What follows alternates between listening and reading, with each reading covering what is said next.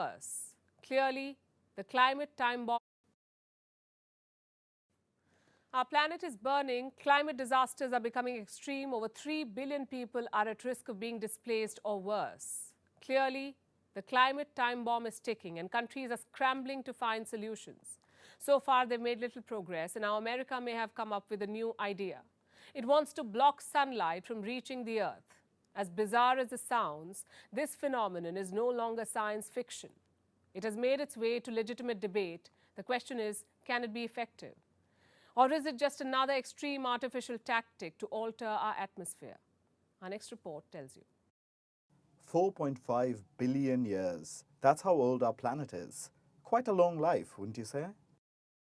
One filled with daily battles with the human race because we have polluted its air and water. Strewn rubbish everywhere, over 2.24 billion tons of it, and corrupted nature. So now the world is heating up.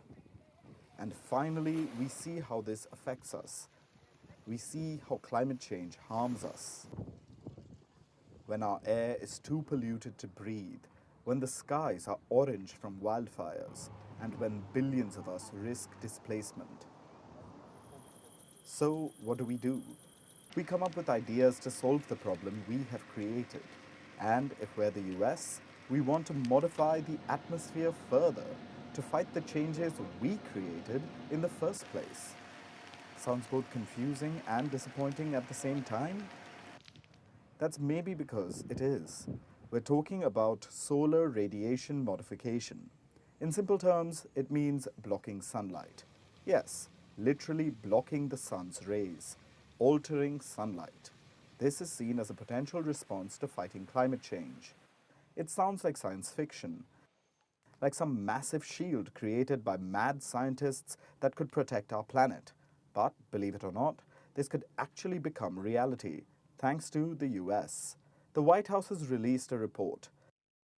It indicates that the Biden administration wants to study altering sunlight, to research this phenomenon some more because it could potentially cool the planet. And fairly quickly, that too. But soon after this, the US ordered a review, showing certain amount of skepticism, meaning that there will be no quick decisions, for the time being, just research. But even so, this is a big deal. The US may want to undertake solar experimentation in the future. It could toy with the sun, and in the world of science, this is extremely controversial. This is not a new concept, but the reason too much progress hasn't been made here is because it divides scientists. Some say it's the last line of defense. It should only be used if and when nations fail to reduce their greenhouse emissions.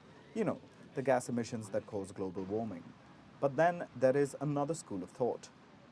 Some experts have issued serious warnings, saying that it could make the atmosphere dependent on a particular substance. So, if this stops, it could abruptly increase temperatures. The thing is, this concept is like putting an ill-fitted band-aid on the problem. For starters, it does nothing to address current problems, like reducing pollution, or the use of fossil fuels, or ocean acidification.